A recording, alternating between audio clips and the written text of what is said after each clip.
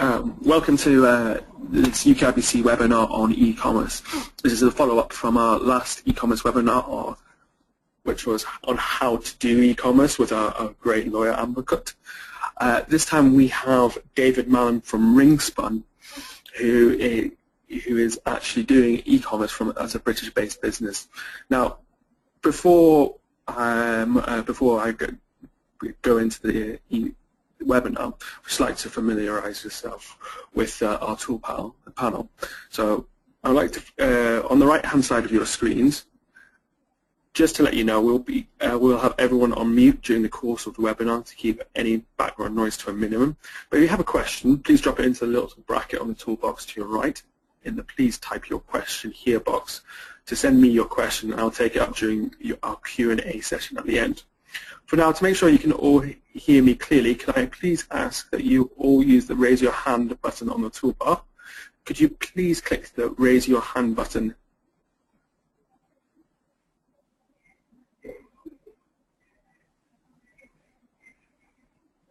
Okay, that's great. Thanks very much for that. So let's get on with the webinar. I would like to introduce David Malan from Ringspun, but to give us an idea of where he's come from and who he is, David, would you like to give a little bit of background to yourself and Ringspun, please? Sure, no problem. Thanks for having me. Just in regards to myself, kind of been in the industry for probably the best part of 20 years, and kind of like created and developed the brand Ringspun probably about 15 years ago. Started off as a kind of a small retail store in Manchester, and through sort of trial and error, kind of, we grew the business and the brand to a point where, we're selling internationally probably to the best part of 30 countries. At the moment, I currently spend my time between the UK and the USA, where again, I'm looking to develop a business model for the USA, which, is intrinsically linked, I think, with what I'm trying to do in India. But the Indian journey has been interesting, I'd have to say. I mean, probably like most people who come through the industry, at one point or another, India was, part of the supply chain from a buying point of view. But obviously, with the economy and the world changing from east to west and west to east, but over the last 5 or 6 years, I think, those areas of China and India and Southeast Asia have become, very important markets from a selling point of view, not just buying. So, hence, my journey into India over the last, probably now it's been probably the best part of 4 or 5 years in regards to looking to find really a model that works in regards to trading in India. Okay.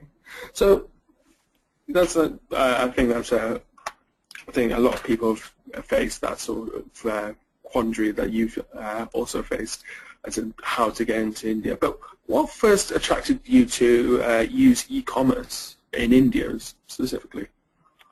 To be honest with you, it was really to do with trial and error. Once you embarked on trying to look at India as a marketplace to sell to, I mean, it was very much about just spending time, feet on the ground, in regards to seeing what opportunities were there. I worked with a company called Brandspoke, who originally we engaged in regards to, helping us really meet the great and the good from the concept of, who was available, who was out there, and who was actually looking to trade. At the time we started, though, to be honest with you, I mean, the online scene was at a really formative stage, and to be honest with you, the last probably 2 years or so, I mean, to see how that part of the business has evolved is just, it's nothing short than miraculous.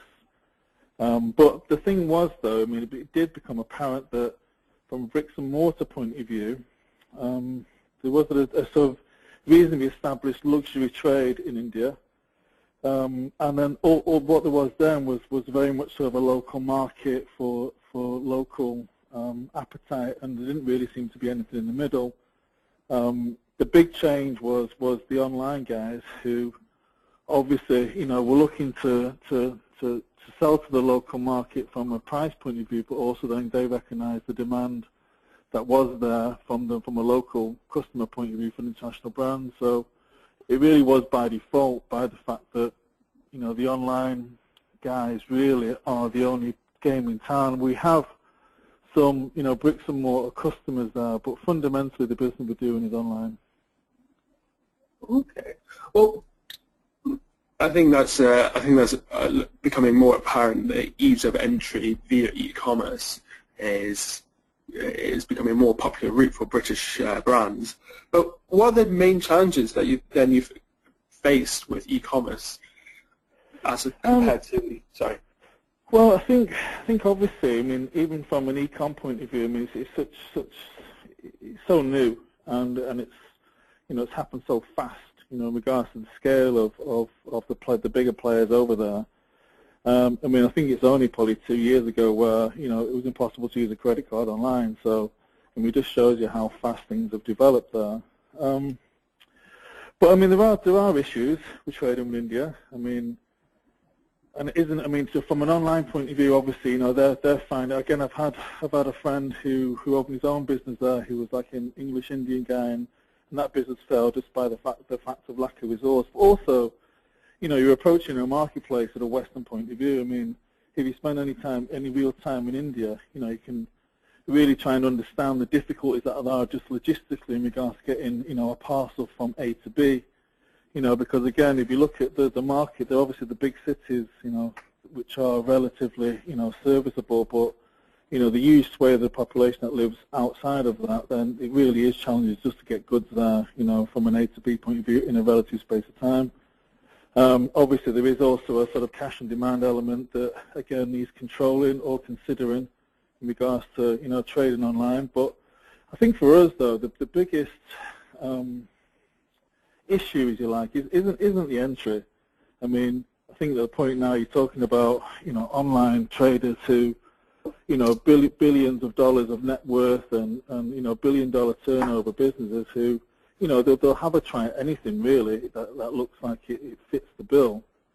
The issue then is how do you maximize the opportunity? I mean, India still, you know, from an import duty point of view, they still protect themselves, so, you know, it's still high duties. So, you know, you're sending products into India and, you know, you're talking about a price point where you are 30 or 40% higher than you are here. So the challenge really is how do you maximize the opportunity? How do you take a step forward from, you know, supplying a product to a marketplace, and then how do you develop that business? Which I think that's the challenge, and that's the point. I think what you have to do then is decide, is India, you know, a real market for you to concentrate your efforts on? Because if you don't, you know, you won't succeed there. Yeah, I think I'd like to reiterate that point now. Is in the need to spend time in India is just so important, and it's not even that yet. I think you might have to go down to state level as well. So, David, when you first went into India, did you concentrate on locally or in one state, or did you go nationally straight away? Well, I think I mean, you go to India, and, you know, it's Mumbai and it's Delhi, and literally there's everywhere else. So I think, you know, the majority of the meetings that we were having, probably a little bit in Bangalore as well, but the majority of the meetings we were having were Delhi and Mumbai based. And, you know, and that was the point really, again, is, you know, as a small business in such a big marketplace, I mean, in one respect, yeah, you know, you need feet on the ground and understanding what the marketplace is like, but you can't be, you know, everything for everybody. I mean, it is such a big place and a big market, you know, and local nuances in regards to north and south and east and west that, you know, you do have to pick some fights at some point in regards to concentration of effort. But I think that, again, comes down to the people that you work with. I mean, what you have to do is, you know, you have to understand is that, you know, you are foreign to the market. You do have you understand of your own brand and your own business, but fundamentally, you know, you have to take that on board in regards to the partners you pick, in regards to the local knowledge that they're going to bring to the table, you know, and the best opportunity is going to be in regards to driving your brand forward into the marketplace.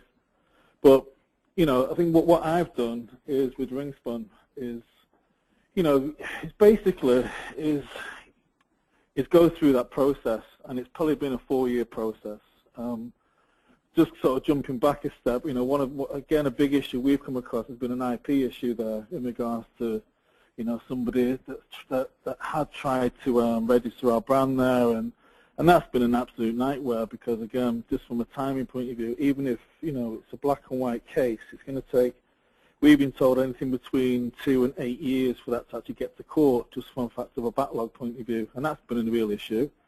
But the journey that's there for us as Ringspun, I mean, what I'm trying to do really is apply that for, a group of brands who are English, who I'm bringing over to India actually in March under a British Union banner. We're going to be shown at the IFF, and I just think what it does, I think that, my thinking was very clear that, if there's a journey that I've been on in regards to my own brand, then potentially, that there's a way to bypass a lot of the issues or the groundwork by hopefully bringing people along with us that we can sort of fast track through so that, we'll get to a point where they're doing some business, sooner rather than later. Yeah, that sounds like a great plan you've got there, and UKIBC will be more than happy to help with that journey there, David. Cool. One of the big questions that I often receive is in regards to logistics. So how are India e-com vendors, are they achieving next day delivery for yourself? And if not, how far away are they to doing that? I think they're miles away, to be honest with you. I think the unfortunate thing, as I say, is just the fundamental infrastructure isn't there in regards to, what networks of getting things from A to B. But those challenges are, they're being met. I mean, the Indian consumer is very demanding, They obviously, everyone can live an international life now in the context of, what we see and what we look at and what we watch online. So, everyone understands that next day or 2-day delivery is something that is kind of expected here in the West, and, and an Indian consumer, as I say, is very demanding and, wants the same thing. But I think, obviously, there is real issues in regards to a country of that size, and also, as I say, you go outside the main cities, and and there are problems. I mean, even in the main cities, I mean, congestion is to such a degree that, again, to get something from A to B next day is impossible at this moment in time. But but then you take that to one side and you think, well, again, I'm spending my own time in the States, and it's the same. In the States, again, because the territory is so large, there isn't really that same expectation for next day that I think we've been driven here in the UK, particularly, like next day and same day and pick it up this afternoon, and we're getting to a point where we're talking about clothing, and this demand from time and to be faster and faster and quicker. I'm not really sure how really relevant it is, apart from just one upmanship from one side to another to offer something that the next guy can't. Okay, that's very interesting, that point of view. I think because a lot of the companies I talk to, it does seem to be, I think it is a big problem. But it's interesting you've mentioned about the main cities and the other cities. A lot of the discussions that people have is the e-commerce penetration in tier 1 cities, so your Bangalores, your Mumbai's, your Delhi's. Mm-hmm. They tend to be very, very highly penetrated, whereas the tier 2 cities are beginning to be penetrated. Does this sound familiar to you as well? And how long do you see that? Absolutely. But again, you look at the geography of the place, and as I say, the infrastructure of the place, and it's absolutely the case. But I think what you will find is, like I say, when you get past the tier 1 cities, then all of a sudden the demand for international or city product is actually bigger, because they don't have that local store, or they don't have that sort of local amenity where they can go and get these things from. So from an online point of view, if you look at where maybe the biggest opportunities are in a place like India, you've got to be thinking, well, it's got to be really outside of the main cities, because that's where the big appetite is. I mean, obviously from an economy point of view, that emerging middle classes that everyone talks about in India, but when we get into these past tier 1 cities, I mean, that really is where the appetite will be, because as I say, apart from online, there isn't anywhere else they can go and buy these types of products, whereas if you're in Mumbai or Bangalore or Delhi, there are shopping malls as good as anything you're going to see in the UK or America, but again, like I say, you go outside of there and there isn't. Okay, so the historic view, especially within retail, is to look at tier 1 cities. Would you possibly suggest actually maybe look at elsewhere as a starting point, or would you say always look at the tier 1 cities as a starting point in your Well, I think again is like, I think what we're talking about here is, as I said earlier, is working with the right partner who has that local knowledge, and you do have to buy into their strategy. You can't sit in England or wherever you are and try and dictate a strategy to somebody who is your partner in that territory. I mean, we're reasonably close now to having our own standalone site for India. And that, again, should be a really interesting part of the journey that we've undertaken. But up until now, we've been working with, 4 or 6 of sort of the biggest trading sites in India. But this next stage of actually developing our own standalone site. And again, over and above that, from a Ringspun point of view, we are also developing this British Union site, which, again, as a platform sort of for multi-brands, for people coming from the UK, then I think it's quite an exciting project. It is a very exciting project, I would emphasize. One of the big interesting questions I always find is about the Indian consumer. So I know you briefly touched on it earlier, saying they're very demanding about price point and quality. But do they have so you mentioned that you've only started having your own internet Indian website. So, we don't have it yet. So the standalone site should be live March or April time. So we're trying to gear it up so it goes live at the IFF around those dates. But but that's probably best case. I imagine it to be closer to the middle of April. Okay. But did you find there's any issue using being a Great British retailer using a British e-com site? Did the Indian consumer have any issues surrounding that, or is that? No, I mean the British aspects of being British and selling British and talking British is still a really positive point of view. I mean, internationally wherever you go, I mean, being British or English, gives you a great, there's a recognition of Britain as being innovative and fashion forward, and being able to bring something to the table that means something internationally.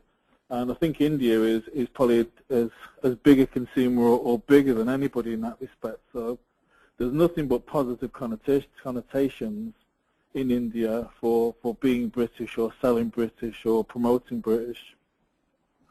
I was talking to a food and drink retailer recently, and they were saying they couldn't get enough product onto the Indian market because it flies off the shelf because of the British quality sign. And I think that must be, is that something similar to what you have, David? Yeah, absolutely. I mean, there's kind of it's a little bit of snobbery as well. I think that it's that perception or that desire to have something that's better than the next man or better than the locally produced. And again, like I say, Britain for good from an exporter's point of view is that perception of quality and that perception that you are getting something that's internationally valuable, and that's, like I say, has been nothing but positive. Again, and thankfully everywhere I go, even outside of India, the same thing applies. That there is, we certainly have a benefit of being able to sort of sell and talk about being British as opposed to maybe some other countries. Okay, well, that's great, David. Thanks very much for answering my questions. I'm going to now go to Q&A.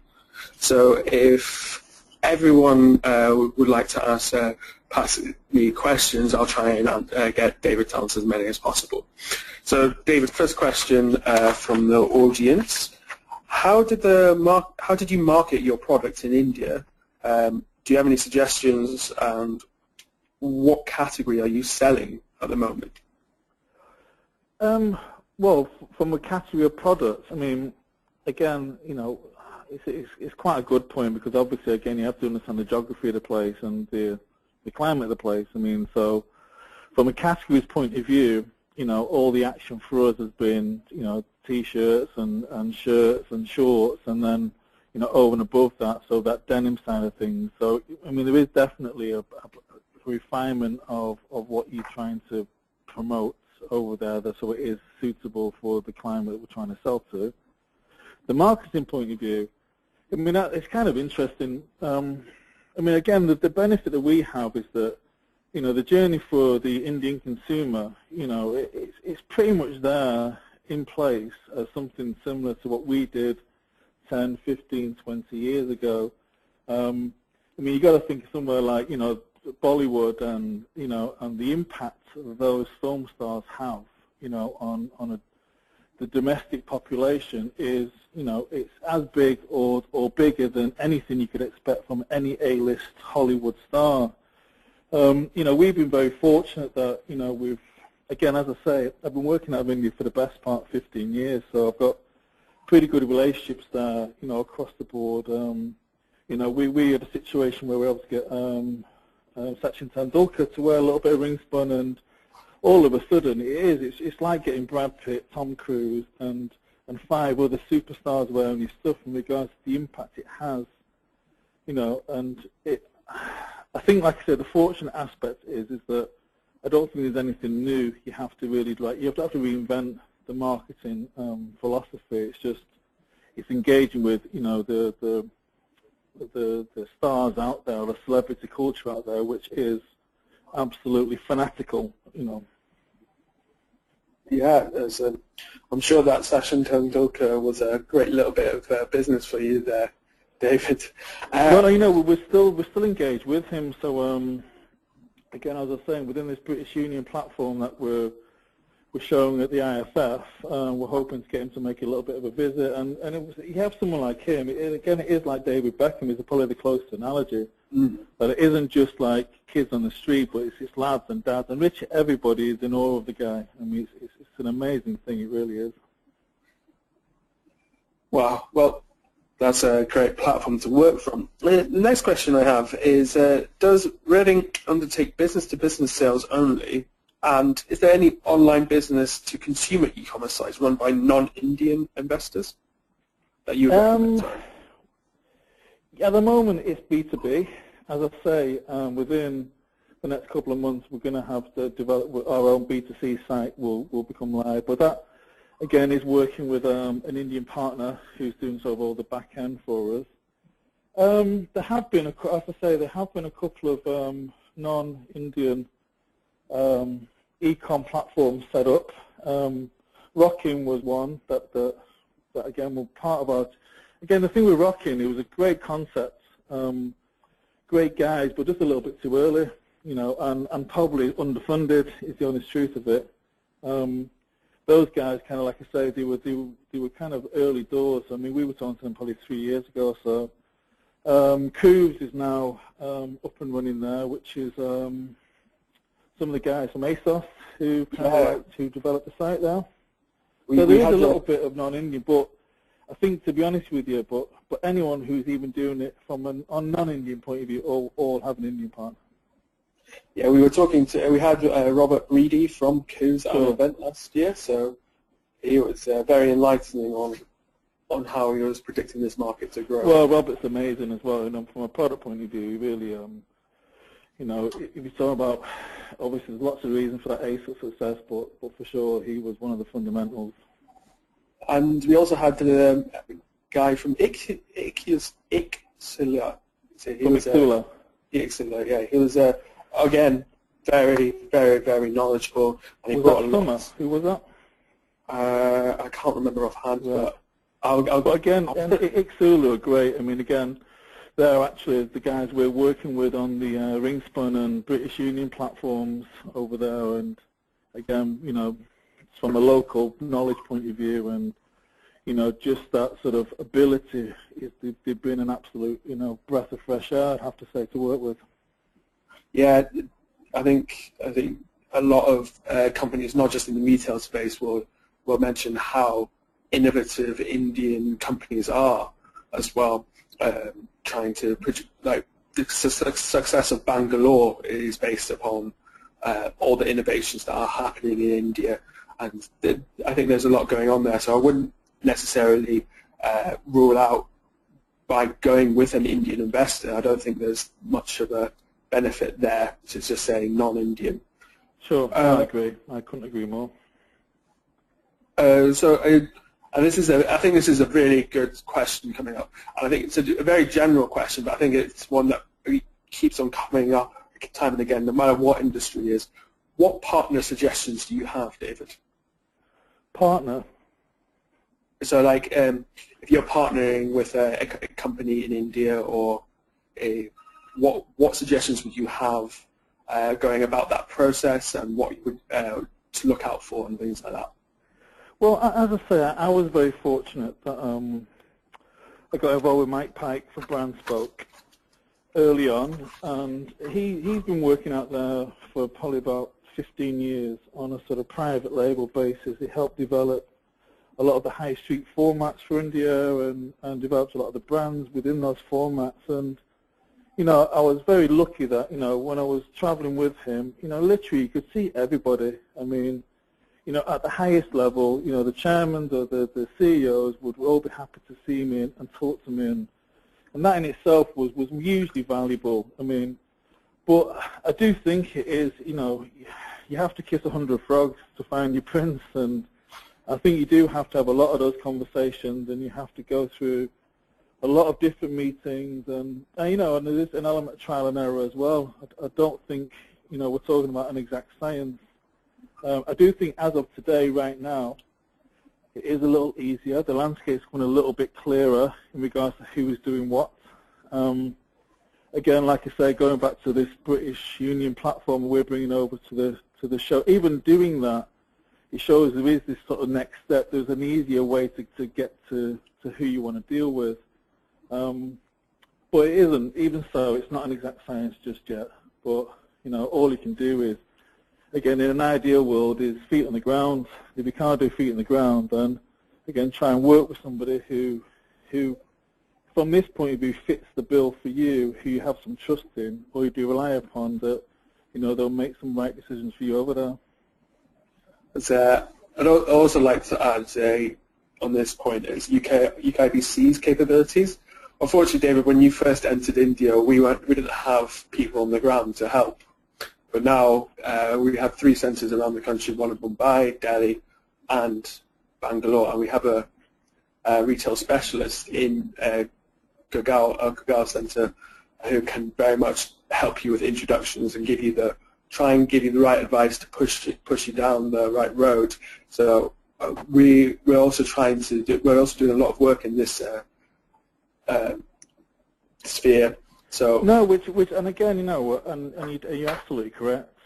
The only thing I would say though is you just can't rely on any institution to do the job for you. I mean, you have to look at yourselves and other people as being there to help you execute what you're trying to do, but it shouldn't be right there. If these guys are going to go and do it for me and find the right set of partners and there we go, we're off to the races. I mean, yeah. It is, like I say, it's that combined effort of exploring the market yourself, seeing what institutions are out there who can do some introductions for you, and, like I said, trying to make some decisions yourself. Exactly. You've got to have the right fit, business fit as well. Yeah, and do the right due diligence. Okay, so the next question is, I think, is a very interesting one. I didn't really think of.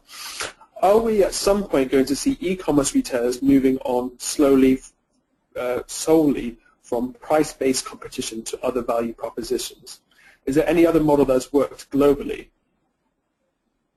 Well, I mean, definitely the price point is king over there at the moment. That's for sure. I mean, again, it goes back to that point about, over here we talk about, next day, same day, next hour delivery, and there isn't a one-upmanship point. I mean, as I said before, the Indian consumer is very demanding. They're very tech savvy.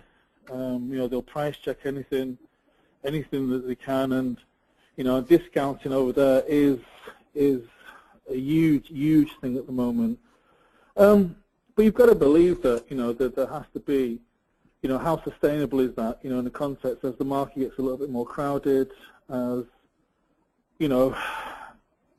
as everything becomes, it's that natural progression from just a broad volume-driven price point product to, where does the cachet? The cachet should live somewhere else other than just price, in regards to design or brand equity or personality or, all those other things will become important. But absolutely right here, right now, price is king. And again, comes down to the point again for ourselves that, I think we've come to a point where, we're probably going to do as much business in India working from outside of India as we have. So the next stage for ourselves is really truly develop that local production facility in India that allows us then to sell to the local consumer at a correct price, and also, as I say, to drive that B2C e-com platform that again allows us to engage with the customer. But yeah, I for sure see that things will change. That it isn't just price driven, but again reiterate the fact that right now it really is. It's all about discounting and offers for sure. Okay. Did you? I know you've said because you spent a lot of time in India. Did you actually do your own market research, or did you get a third party to help out with that? Bit of a combination. I think as the longer we were there, we definitely got some of the partners we were talking to do some of the work for us. But it's definitely a combination of factors in regards to, the downside is though, again, it's probably like anywhere we all go to, you go to the big cities and, and you're only ever going to be able to see a sort of, a flash of what you think the place is. But again, but all that said, when you are in places and like I say, you do have the ability to travel around, you do get a sense of a place and you do get a sense of where the market is. And I think again, as I said before, we're very fortunate that, that from the development of the business in a place like the UK, and and what that journey's been and how that wheel's turned, you can see the similarities in regards to a place like India. And obviously then the secret then is being able to adopt those things that are going to resonate to the local consumer. Okay. Well, David, this is the last question I think we're going to ask, and it's it's a focus on that from an IT software perspective. Did you take services of a local or British company to develop your website, the original one? I know, and then later, recently, you've got a local one, but originally, did you take a local or British company to develop your website? It was British to start with. And again, to be honest with you, I mean, I don't really think there's I mean, again, it's like finding that best fit, isn't it? The reason why we've kind of sort of developed or moved over to that Xula relationship is it's probably more than just the software and development of the site. It's more to do with, an infrastructure that's based in a place that, we are trading in reasonably well. And again, I go back to what I was saying before, is like, you can spread yourself reasonably thin, initially in regards to, trying to make some opportunities happen. But once you realize there's an opportunity there, then, you have to spend some time and focus on that opportunity in that area. And that very much is what happened for us. I mean, we kind of like obviously developed our own site on the back of, the territory we were in and the business we were doing. But, it became apparent that there was an opportunity in India, and, we would need some more resource to make it work. And in that respect, we decided on Xula as a kind of a best fit partner for us over there. Okay. Well, that's a great answer. And David, first of all, thank you very much for your time and insights into the Indian market. Pleasure. I think that was really helpful. I would just like to remind everyone we're holding an event on the 19th of February with the Indian tourism and how that's progressing. As you can see on our previous conversation, we do have great speakers.